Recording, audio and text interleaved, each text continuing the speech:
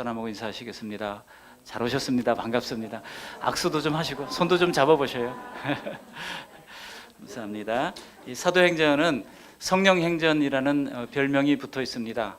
사도행전 말 그대로 사도들의 사역을 기록한 책입니다만 성령께서 실은 사역을 하셨기 때문에 성령행전이라는 별명이 붙어 있습니다. 우리가 복음서를 보면요, 하나님의 나라에 관한 진리들로 가득 차 있습니다. 그러나 더불어서 하나님 나라에 대해서 전혀 알지 못하는 무지한 사람들로 가득 차 있기도 합니다. 그래서 예수님의 제자들조차 예수님께서 말씀하시는 하나님 나라가 무엇인지 깨닫지 못하고 이제 일주일 후면 십자가에 달려 돌아가시는 순간에도 누가 큰 자냐 하면서 자리다툼을 하고 있었으니 두말할 필요가 없습니다. 우리 예수님이 이러한 무지와 오해의 장벽에 휩싸여 있었으니 얼마나 답답했겠습니까? 그러나 복음서를 지나서 이 사도행전으로 접어들어오면 놀라운 일이 벌어지는데 사람들은 똑같은 복음을 듣고 반응이 완전히 달라진다는 거예요. 이번에는 예수님이 복음을 증거한 것이 아니라 빌립 집사가 복음을 증거하니 이디오피아 내시가 구원을 받고 세례를 받고 또 베드로가 복음을 증거하니 하루에 3,000명이나 되는 사람들이 세례를 받고 예수님의 제자가 되는 놀라운 일들이 벌어지게 된 것입니다. 그렇다면 그 변화는 무엇 때문이겠습니까? 빌립이 베드로가 설교를 특별히 잘해서 그랬을까요? 예수님보다 탁월하지는 않았을 것입니다. 그렇다면 무엇이 이런 변화를 이끌어낸 것일까요? 그 변화의 중심은 바로 성령에 있는 것입니다. 성령께서 사역하신 것입니다. 예수님이 약속하신 대로 성령을 보내주시니까 그 성령께서 각 사람들의 영혼을 뜨게 하셔서 구원의 진리로 이끌고 역사하셨던 것입니다. 그래서 사도행전은 큰 그림으로 보면 성령께서 구원받는 백성을 모으시는 역사, 이것이 사도행전입니다. 그러나 작은 그림으로 보면 한 사람 한 사람에게 어떻게 성령께서 역사하시는지를 보여주는 이 그림을 우리에게 보여주고 있습니다. 오늘 특별히 그 중에서 성령께서 전도자 빌립을 통하여 전도의 도전을 주시는 장면과 내시를 어떻게 구원하는가를 오늘 우리에게 깨닫게 해 주십니다. 오늘 본문의 배경은 우리가 잘 아시듯이 예루살렘 교회에 큰 박해가 일어났죠. 그래서 자기들끼리 좋고 자기들끼리 은혜 받고 자기들끼리 같이 밥 나눠 먹고 너무나 좋았던 이 예루살렘 교회에 박해로 말미암아 사람들이 다 흩어지게 됐던 것입니다. 그 박해의 이유는 무엇입니까? 두 가지 이유가 있었죠. 예수님은 바로 로마 정권에 대항하는 그런 불순 세력이라고 하는 정치적인 죄를 얽어맨 것입니다. 또 하나는 유대주의자들로부터 유대 율법을 폐기한다고 하는 율법 폐기론자, 그래서 신성모독죄를 이제 얽어서 처벌해 달라고 사람들이 예수님을 고발했던 것입니다. 그리고 그 예루살렘 교회에 있는 많은 성도들을 핍박을 했던 것입니다. 한창 부흥하던 예루살렘 교회들에게 큰 박해로 말미암아 찬물을 끼얹은 것처럼 사람들이 큰 충격을 받게 됐죠. 그렇지만 그렇게 핍박으로 흩어진 사람들이 오늘 여기 본문 26절에도 보면은 이제 빌립이 남쪽으로 가잖아요. 빌립이 사실은 제일 처음에 있었던 곳은 사마리아로 이제 핍박으로 말미암아 갈 수밖에 없었어요. 그 사마리아로 갔다가 곳곳에서 그들이 복음을 증거하는데 빌립의 사마리아 사역은 대단히 성공적이었습니다. 여러분, 사마리아는 엘리사의 고향이기도 하고 물이 풍부한 곳이기도 하고요. 그래서 북이스라엘의 수도로 이제 도읍을 정했던 곳이 바로 이 사마리아이기도 합니다. 거기서 한창 교회가 부흥하고 성장하고 있는데 갑자기 성령께서 이 빌립을 이제 가사로 내려가라고 명령을 하는 겁니다. 가사가 어디입니까? 오늘날 팔레스타인들이 이제 살고 있는 가자 지구, 이것이 성경에 나오는 가사입니다. 이 가사는 사마리아에서 가사까지 가려면은요, 직선거리만 하더라도 100km가 넘습니다. 더구나 이스라엘 지형 자체가 굴곡이 많은 지형이잖아요. 그러니까 굉장히 먼 거리를, 그것도 2000년 전에 걸어갔겠죠. 많은 고생을 하면서 그 위험을 무릅쓰고 그 가사까지 내려갔다고 하는 것입니다. 우리가 생각하기에 아니, 하나님께서 이 부흥하는 이 사마리아 교회를 제쳐놓고 한 사람 구원을 위해서 그것으로 빌립을 파송한다고 하는 것이 너무나도 비효율적이고 너무나도 말이 안 되는 것 같은 그런 생각을 가지게 됩니다. 그러나 중요한 것은 성령의 생각과 인간의 생각은 항상 다르다고 하는 것입니다. 그렇게 박해로 인해서 흩어진 성령 받은 성도들을 통하여 사람들이 곳곳에서 주의 복음을 증거하게 되는 것입니다. 그리고 2000년 지난 지금도 성령께서 성령 받은 성도들을 통하여 이 구원 사역을 완성해 가고 계시는 것입니다. 오늘 본문에 나오는 인물이 두 사람인데요, 바로 이 빌립이라고 하는 사람과 그리고 또 한 사람은 에디오피아 네시입니다. 이 두 사람의 인물을 통해서 우리에게 주시는 은혜를 함께 나누고자 합니다.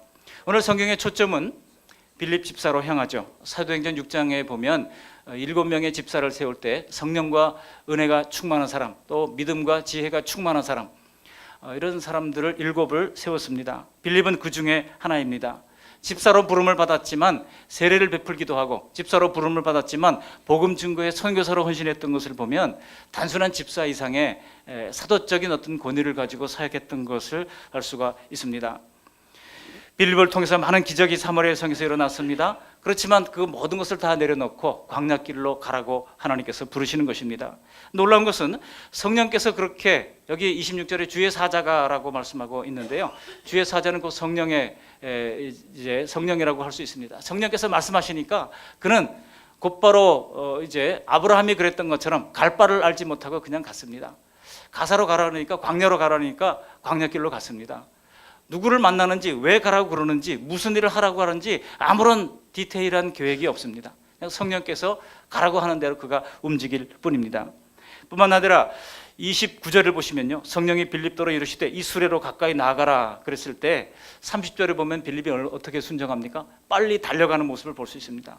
빌립이 달려가서, 그러니까 성령께서 말씀만 하십시오, 제가 움직이겠습니다, 철저한 순종의 사람이었음을 보여주고 있는 것입니다. 누가 봐도 지금 사마리아 성에 교회를 세우고 든든하게 하면 그 사마리아 성 주변에 많은 교회들을 세울 수 있는 전략적으로 중요한 곳이 바로 사마리아임에도 불구하고 하나님은 그 모든 것을 내려놓고 광야로 떠나라고 말씀하고 있습니다. 이해가 안 되는 명령이잖아요. 이 광야는 사람이 살 수도 없습니다. 풀 한 폭이 나지 않는 지역입니다. 그저 여행객들이나 지나가는 그런 광야길인 것입니다. 그러나 하나님의 인도는 인간의 예측과 다를 때가 얼마나 많은지 모릅니다. 우리가 오늘 내가 살고 있는 이 모습 이대로 서게 될 것이라고 중학교 때, 초등학교 때 계획했던 대로 살고 있는 사람이 얼마나 있습니까? 우리가 생각하기에 합리적으로 우리가 실현 가능한 미래를 계획하고 안전하게 살기를 바라지만은, 그렇게 우리 삶이 진행되었다면 현재 믿음을 가진 나는 존재하지 않았을지도 모릅니다. 도리어 인생의 풍랑과 광야길에 예기치 않은 모래폭풍이 오히려 더욱더 하나님을 의지하도록 믿음의 길로 이끈 동기가 되는 경우가 훨씬 더 많은 것입니다. 안 그런가요? 그래서 하나님은 우리 예측과는 달리 결과적으로는 더 좋지만은 당장은 좀 불편한 길로 우리를 인도하시기도 하는 것입니다. 예루살렘 교회에 박해가 일어난 이유도 그렇잖아요.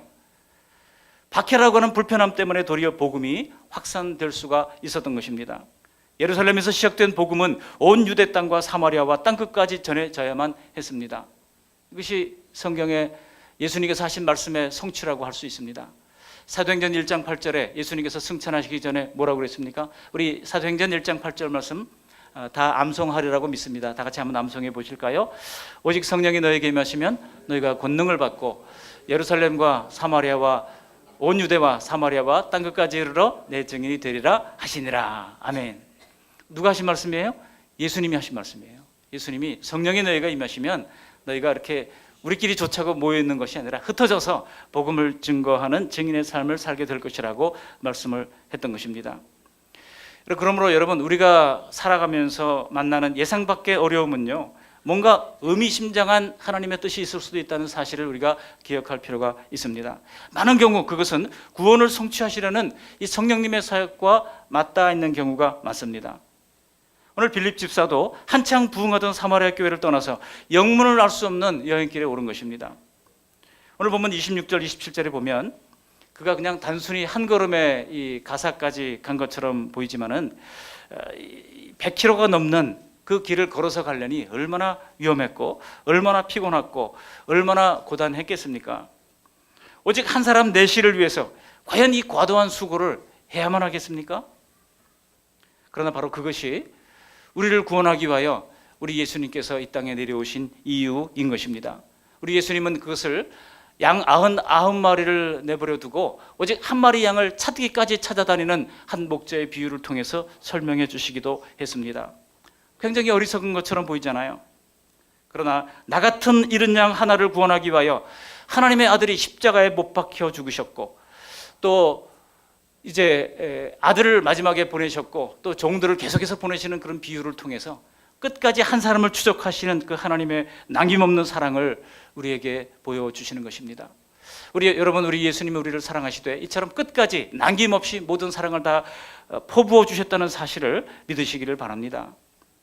여러분, 그래서 빌립은요, 더 안정되고 더 성공적인 사역의 현장에서 오직 한 사람, 원맨 비전을 본 거예요. 한 사람을 통하여 하나님이 역사하실 그 비전을 본 것입니다. 그 구원을 위하여, 그 내시의 구원을 위하여 광야로 보내진 것입니다. 우리는 효율을 좋아합니다. 그래서 가성비가 높은 어떤 제품, 가성비가 높은 그런 삶을 살려고 애를 씁니다. 그렇지만 우리 하나님은요, 미련하게 보이지만은 확실한 효과를 가진, 효율에 투자하기보다 효과에 투자하시는 하나님이신 것을 오늘 우리에게 보여주고 있는 것입니다. 그러므로 하나님께서 때때로 더 의미 있는 것이 하나님의 계획 속으로 우리를 이끄실 때에 우리는 때로는 우리의 안전지대를 포기하고 불확실한 미래를 용기 있게 선택할 믿음을 가져야 하는 것입니다. 어느 날 성령께서 우리 마음에 감동을 주시면, 어떤 형태로든지 하나님 나라에 기여하고 싶은 소원을 주시면, 그것이 좀 힘든 길이라 할지라도 순종하며 빌립처럼 달려가는 순종, 빌립처럼 토 달지 않는 순종, 그렇게 순종하며 선택하는 것입니다. 그런데 그것이 분명한 하나님의 뜻이라면 하나님께서는요, 감당할 힘도 주시고 감당할 지혜도 주시고 감당할 필요도 채워주실 줄 믿습니다. 우리가 신앙생활하면서 오히려 하나님을 위해 손해보는 선택을 할 때 느끼는 기쁨과 희열이 더 크잖아요. 다윗도 그것을 알았기 때문에 그가 아라우나의 타작마당에서 제사를 드리려고 그럴 때 그 아라우나라는 사람이 당신이 제사를 드리려면 우리 집 소를 써서 제물을 드리십시오. 그리고 이 소가 맸던 멍에를 잘라가지고 화목으로 쓰십시오. 그렇게 다 제공을 해줬어요. 근데 다윗이 뭐라고 그럽니까? 그렇게 하지 않겠다. 그래서 값을 다 지불하고 그 소값, 그 멍에값, 그 땅값까지 다 사가지고 하나님 앞에 제물을 드렸던 것입니다. 베드로가 예수님께 질문하기를, 자신은 주님을 위하여 집도 다 이제 내려놓고 그리고 직업도 다 포기하고 주님을 따랐으니 그러면 나중에 천국에서 무엇을 받겠습니까? 라고 물었어요. 또 우리 예수님께서 뭐라고 그랬습니까? 주님을 위하여 자기 집과 전토를 벌인 자마다 이 세상에서 여러 배를 받는다고 말씀하십니다. 이 세상에서 여러 배를 받고 또 내세 천국을 유업으로 받지 못할 자가 없느니라 말씀하셨던 것입니다. 현세의 복이든 더 높은 영혼의 복이든 하늘의 상급은 누구에게 주어집니까? 기쁘게 헌신한 사람에게 주어지는 것입니다. 사도행전 21장에서 빌립의 인생이 그것을 잘 보여주고 있습니다.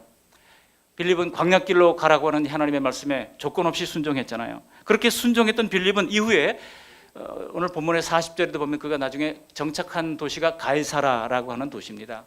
지도를 놓고 보면 가이사라는 이제 로마가 지배를 할 당시에 로마의 총독부가 있던 도시입니다. 어느 도시든 이제 독재 국가라든지 혹은 과거에 이제 제국주의 국가가 총독부로 썼던 도시는요, 아주 구획 정리가 잘 되어 있고 아름답고 강이 잘 발달되어 있고 그래서 아주 아름다운 도시들이 굉장히 많습니다만 이 가이사라도 마찬가지예요. 로마 총독부가 거기 있었으니 우리가 생각하기에 로마 총독부는 예루살렘에 있어야 마땅했건만 그들은 예루살렘을 선택하지 않고 전략적으로 또 이제 본국의 지원 부대를 쉽게 받을 수 있는 이 가이사라에 총독부를 두었던 것입니다. 거기에서 이제 정착하면서 살게 되는데요. 나중에 사도행전 21장 18절 이하를 보시면 바울 일행이 선교 사역을 이제 마치고 예루살렘으로 돌아가는 길목에 이 가이사라에 들려서 거기서 여러 날을 지냈다고 말씀하고 있습니다.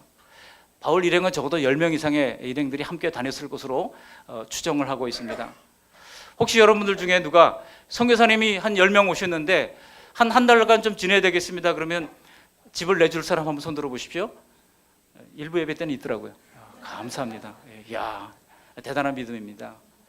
여러분, 그러니까 한 10명이서 그렇게 여러 날을 지낼 정도로 그렇게 그들을 쉬고 협력할 수 있을 정도로 그 집의 저택이었다는 것이고 그 감당할 만한 능력이 되었다는 것 아니겠습니까? 하나님이 큰 복을 이 빌립의 가정에 베풀어 주셨던 것입니다. 그리고 그의 딸은 네 딸이 있는데 다 예언하는 자라고 말씀하고 있습니다. 오늘날로 말하면 아마 기도원 원장쯤 되면서 귀한 사역을 잘 감당했던 하나님의 사람으로 세워졌던 것을 알 수가 있습니다. 한마디로 하나님께서 영과 육의 충만한 복을 그동안 주를 위해서 헌신하고 희생했던 빌립과 자녀들에게 부어주신 것입니다. 물론 우리가 풍족해서 하나님을 떠날 것 같은 사람이라면 오히려 안 주시는 게 더 복입니다.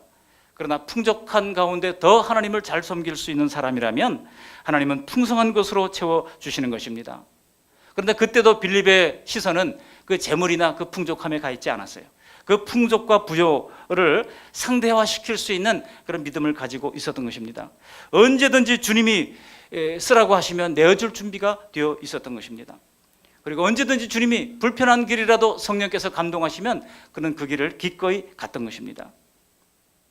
우리가 모든 것이 편리하고 형통한 가운데서 하는 신앙생활이 다 좋은 것만은 아닙니다. 어쩌면 편안함 속에서는 신앙의 빛을 발하지 못할 때가 더 많습니다. 오히려 불편을 감수하고 희생하고 고난받는 중에 믿음은 더욱더 그 진가가 빛나게 되는 것입니다. 그러므로 혹시 지금 어려움 중에 예배를 드리는 성도님 있다면 낙심하지 마시고 힘을 내시길 바랍니다. 하나님은 공짜가 없습니다. 우리가 주님을 위해서 드렸던 모든 헌신의 시간과 재물과 그 노력을 주님께서 반드시 갚아주시고 채워주실 줄 믿습니다. 여러분, 물론 그렇다고 해서 우리가 하나님의 인도에 다 맡기고 계획하지도 말고 살라고 하는 뜻은 아닙니다. 잠언서 16장 9절에 사람이 마음으로 자기의 길을 계획할지라도 그 걸음을 인도하시는 이는 여호와시니라 그랬잖아요. 계획하는 것은 누굽니까? 사람이 할 일입니다. 인도하시는 분은 하나님이 할 분이라고 하는 것입니다. 계획은 인간이 해야 됩니다. 우리가 재정 계획이든 시간 계획이든 우리의 인생 계획이든 인간은 열심히 계획을 해야 됩니다. 그러나 그 계획조차도 마무리를 하시는 분은 바로 하나님이시라고 하는 사실을 우리는 기억할 필요가 있습니다. 모든 성도들을 향한 하나님의 뜻은 분명합니다. 그런 가운데서도 하나님의 뜻을 우리는 적극적으로 이루며 살아야 한다는 것입니다. 먼저 그의 나라와 그의 의를 구하는 데 큰 덩어리를 사용하고 그 나머지의 시간도 나머지의 그 삶도 그 중심과 방향성이 하나님께 온전히 맞추어지도록 해야 하는 것입니다. 우리가 11조를 드렸으니 10의 9는 내 마음대로 사용한다고 생각해서는 안 됩니다. 그것도 과연 하나님의 선하신 뜻이 무엇인지, 그 기뻐하신 뜻이 무엇인지, 온전한 뜻이 무엇인지를 살펴볼 필요가 있다라고 하는 것입니다. 그렇지 않으면요, 생활의 염려와 분주함과 세속에 빠져서 하나님 나라의 일을 남의 일 보는 것처럼 하게 될 것입니다. 그리고 정말 하나님 나라를 위하여 아무것도 의미 있는 일을 하지 못한 채 인생을 마감하게 될 것입니다. 그래서 하나님은 각자가 맡겨주신 주어진 일들을 충분히 감당할 수 있도록 우리에게 힘을 주시고 지혜를 주시고 공급해 주시는 분이십니다. 그 공급 중에 가장 큰 좋은 공급이 뭐겠습니까? 사도행전 1장 8절 우리 예수님의 말씀에 따르면 성령이 너에게 임하시면인 것이죠. 누가복음 11장에도 보면 마태복음 7장에서 얘기했던 그 좋은 것을 구하라고 말씀하셨는데 누가복음 11장에는 그 좋은 것이 곧 성령을 주시지 않겠느냐. 가장 좋은 것은 성령님을 받는 것입니다.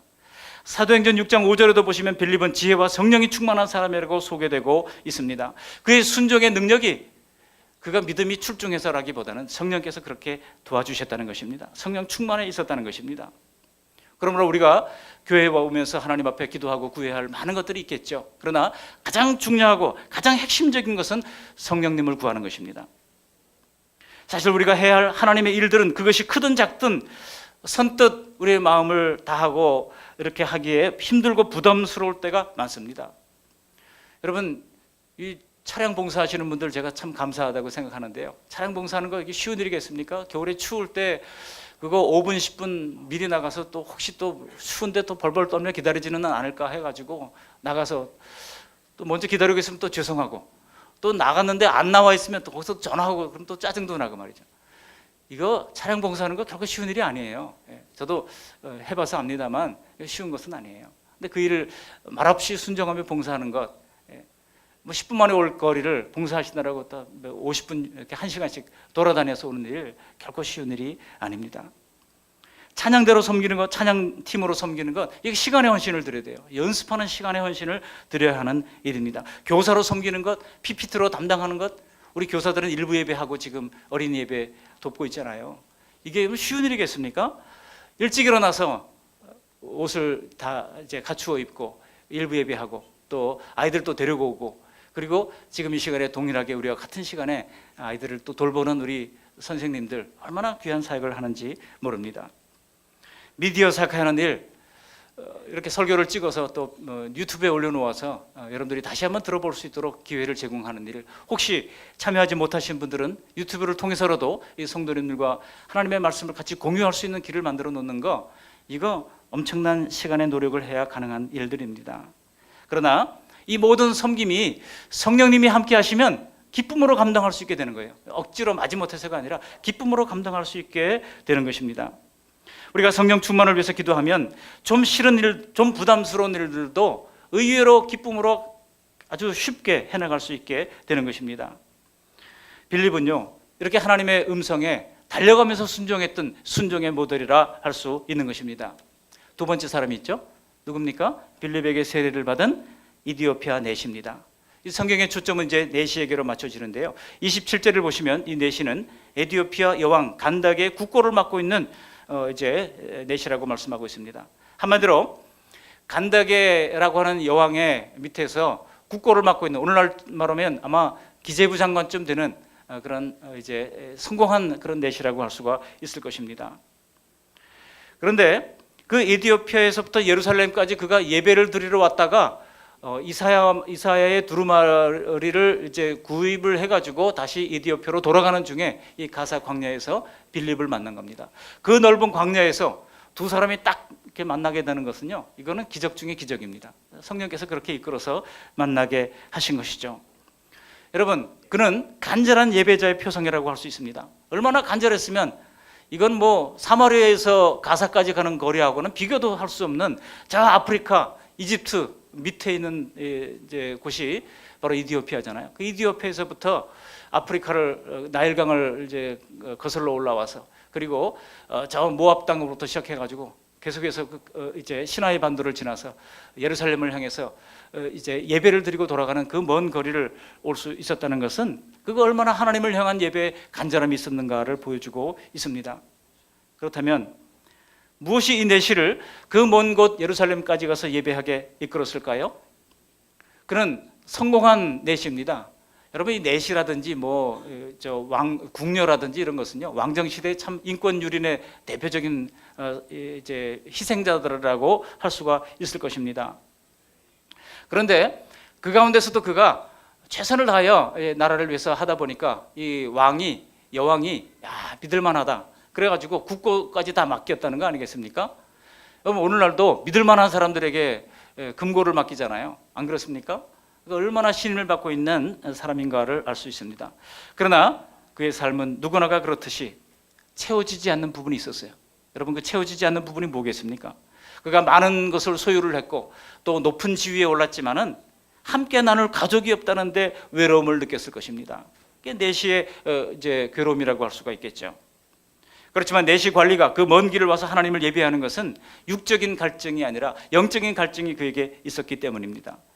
하나님이 택하시고 성령께서 붙드시는 사람은 결코 세상적인 삶에서 만족할 수가 없는 것입니다. 아니, 혹시 세상에서 잘 될수록 오히려 갈증의 실체가 점점 더 분명해지는 것입니다. 이 내시의 깊은 그런 영적 갈망은 그가 이동했던 거리의 깊이가 보여주고 있는 것입니다. 하나님이 그렇게 간절히 찾는 자를 만나주신다고 말씀하고 있습니다. 나를 간절히 찾는 자는 나를 만나리라. 그래서 예루살렘까지 찾아와서 예배를 드리고 다시 고국으로 이디오피아로 돌아가는 광야입니다. 그리고 거기 그 넓은 광야 어느 한 지점에서 빌립과의 운명적 만남이 이루어지게 됩니다. 여러분, 우리가 만나는 사람들, 우리가 관계를 맺고 있는 사람들이요, 결코 우연이 아닙니다. 하나님이 우리 주변에 다 그런 사람들을 붙여놓으셨다는 것을 우리가 알아야 돼요. 때로는 힘든 사람도 있고, 때로는 편한 사람도 있고, 때로는 마음을 터놓을 사람도 있겠죠. 다 이게 우연이 아닙니다. 우리 옆 사람 잠깐 쳐다보시면서요, 악수도 하시면서 우연이 아닙니다 한번 인사하시기 바랍니다. 우연이 아닙니다. 우연이 아니에요. 제가 뭐 그 말씀 교회와 양문교회가 합병돼서 여기 또 담임 목사로 오리라고 제가 뭐 생각이나 상상이나 했겠습니까? 우연이 아니에요. 하나님께서 우연이 아닌 것으로 우리를 만나게 하신 것입니다. 여러분, 당시 내시가 흔들리는 수레에서 이사야의 말씀을 읽었다고 그랬는데 하필이면 읽었던 부분이 어디예요? 이사야서 53장을 읽은 겁니다. 여러분, 사실 내시들이요 이사야서 53장을 좋아서 읽은 것이 아닙니다. 당시의 내시들은 여러 나라 내시들이 이사야 56장을 좋아했어요. 왜냐하면 이사야 56장 3절 4절에 보시면 이제 소위 이사야 56장을 내시들의 복음이라고 그러거든요. 그래서 이제 마른 가지에서도 이제 생명이 나고 뭐 이런 그 말씀들이 거기에 기록되어 있거든요. 그러니까 이 사람들이 내시들의 복음이라고 그러면서 이 내시들은 이 이사야 말씀을 소유하기를 원했습니다. 그래가지고 당시 두루마리로 여러 권으로 되어 있는 이 많은 이사야서를 오늘날처럼 이렇게 한 장이 한 책이 아니에요.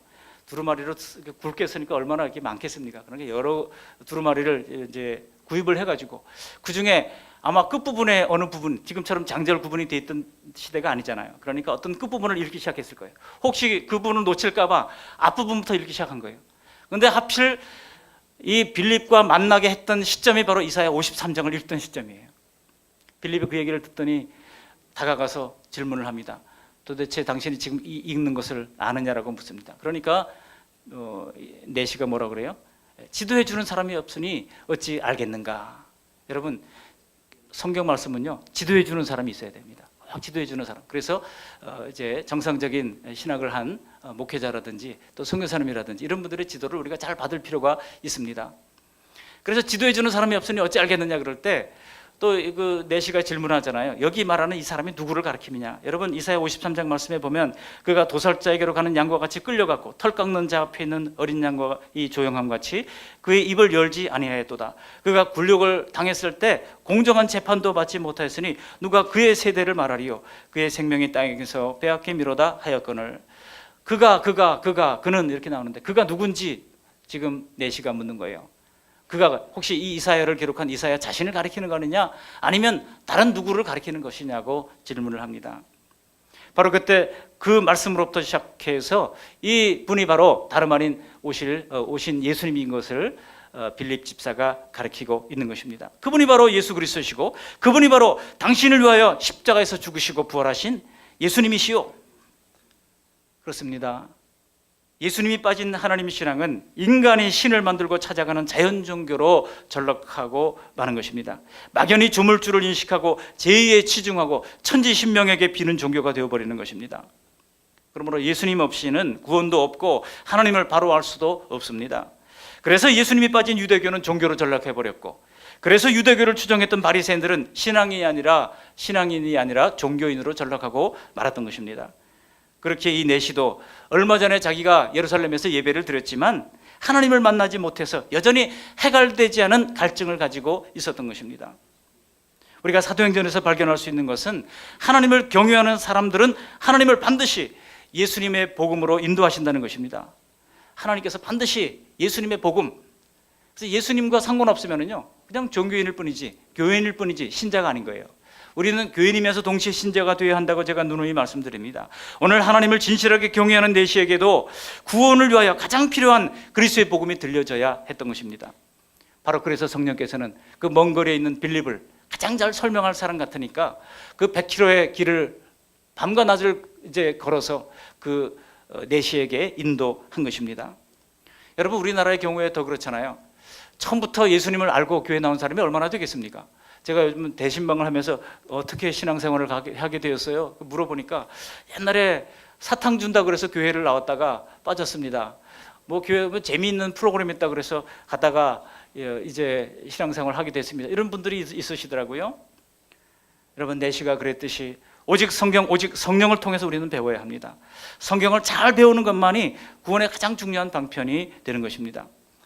말씀은 믿음의 씨앗이라고 할 수 있어요. 지금 봄철에 여러분 이제 토지를 갈고 지금 썰애질을 하고 그렇게 파종 준비를 합니다만, 그렇게 우리가 잘 관리를 하고 거름을 주고 해놓고서 씨를 뿌리지 않으면 가을에 뭔가를 거둘 것을 기대할 수 있겠습니까?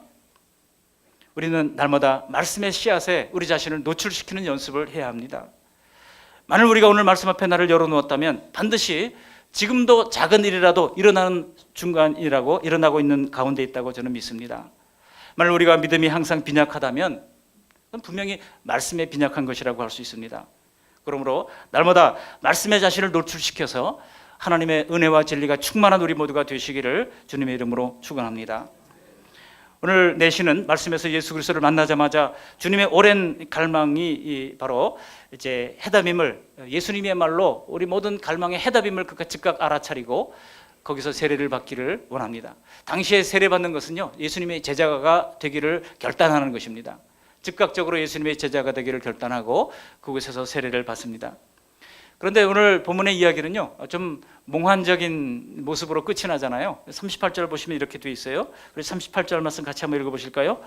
빌립과 내시가 둘 다 물에 내려가 빌립이 세례를 베풀고 둘이 물에서 올라올새 주의 영이 빌립을 이끌어간지라 내시는 기쁘게 길을 가므로 그를 다시 보지 못하니라. 성령께서 세례를 주고 물에서 올라오는 순간 성령께서 빌립을 낚아채 갔다는 겁니다. 그리고 40절에 보면 빌립은 멀리 떨어진 아소도에 나타났다고 전합니다. 우리 40절 말씀도 같이 한번 읽어보시겠습니다. 40절 빌립은 아소도에 나타나 여러 성을 지나다니며 복음을 전하고 가이사라에 이르니라. 근데 중요한 것은요, 제가 이 내시에게서 참 그 중요한 그 하나를 본 것은 그렇게 빌립이 사라져도 빌립이 사라졌는지 아닌지도 모르는 거예요. 왜 그렇습니까? 39절에 그 비밀이 있습니다. 우리 39절 말씀 함께 읽어보십니다.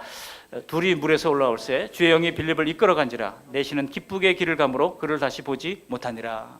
뭐예요? 기쁨에 사로잡혔다는 겁니다. 예수님을 진실로 구주와 주님으로 믿고 영접한 사람은 사람이 알 수 없는 하늘의 기쁨으로 가득 채워지게 되는 것입니다. 옆에 사람이 있는지 없는지 모를 정도로 기쁨으로 가득 채워지게 됐다는 것입니다. 그러니까 이 내시는요, 우리에게 두 가지 교훈을 가져다 줍니다.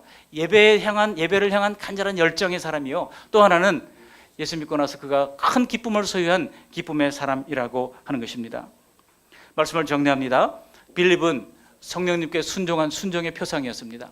내시는 말씀을 받고 이제 예루살렘까지 가고자 하는 간절한 그 예배자로서의 열망이 있었던 사람인과 동시에 말씀을 받고 큰 기쁨으로 신앙생활하는 사람이었다고 하는 것입니다. 예수님을 믿는 믿음의 삶에는 고통과 근심과 염려와 걱정이 섞여 있어요. 그렇지만은 이 큰 구원의 기쁨이 그 모든 것을 이겨낼 수 있게 하는 것입니다. 여러분, 예수 믿었다고 우리가 완전한 해방과 완전한 안전사고도 없고 뭐 우리의 삶이 완전하게 보장되지는 않잖아요. 여전히 질병도 있고 여전히 사고도 나고 여전히 속썩이는 자녀들 하나쯤은 다 있고, 아닙니까? 그렇잖아요. 그렇지만은 예수 믿은 기쁨이 그 모든 것을 이겨낼 힘을 우리에게 제공해 준다는 것입니다. 이 기쁨으로 가득한 복된 주님의 백성이 되어서 빌립처럼 전도자의 삶을 성령에 이끌려 감당하시고 또 내시처럼 예배의 열정을 가지시고 또 예수 믿은 기쁨과 감격으로 살아가는 우리 모두가 되시기를 주님의 이름으로 축원합니다. 아멘. 우리 주시는 말씀을 가지고 적용하면서 간구하시기를 바랍니다. 또 주보를 보시면 여러 기도 제목들이 나와 있는데요. 인도의 방글라오의 최석진 선교사님을 위해서 기도해 주시기 바랍니다. 교회를 위해서는 미자렉 교회 중에 우리 신방의 교회를 위해서 기도해 주십시오. 신방 사역 계속되는 중에 예비한 은혜를 허락해 달라고 간구하시고, 세례자 교육 중에 있습니다. 세례자들이 복음의 구원의 도리를 바로 깨닫고 예수님을 인격적으로 영접할 수 있도록 간구하십시오. 교회가 건강한 교회가 되어 흘러내보내는 아름다운 교회가 될 수 있도록 기도하시기를 바랍니다. 연약한 자들, 특별히 치유와 회복이 일어나도록, 그리고 환절기에 우리 어르신들에게 영육간 강건함 주시도록 간구하시고, 북한의 개방과 선교를 위해서 또한 기도해 주시기를 바라겠습니다. 또한 중국 교회를 위해서 여러분 기도해 주십시오. 중국 교회에서 요즘 이제 국가를 부르라고 하는 것을 강요하고 선교사님들을 다 강제로 이제 퇴출시키고 있기도 하고, 또 그런가 하면은 교회 예배당 안에 시진핑 사진을 걸어놓으라고 하기도 하고, 그래서 중국 교회가 지금 많은 어려움을 겪고 있습니다. 그러나 그 가운데 성령님의 도우심으로 굳건하게 설 수 있도록 중국 교회를 위해서 기도해 주시기를 바라겠습니다. 우리 합심해서 기도하시겠습니다. 고맙고 감사하신 하나님 아버지, 감사를 드립니다. 오늘도 귀한 말씀을 우리에게 들려주셨습니다. 오늘 주시는 말씀을 보면서 하나님 성령님께 순종하는 하나님의 사람이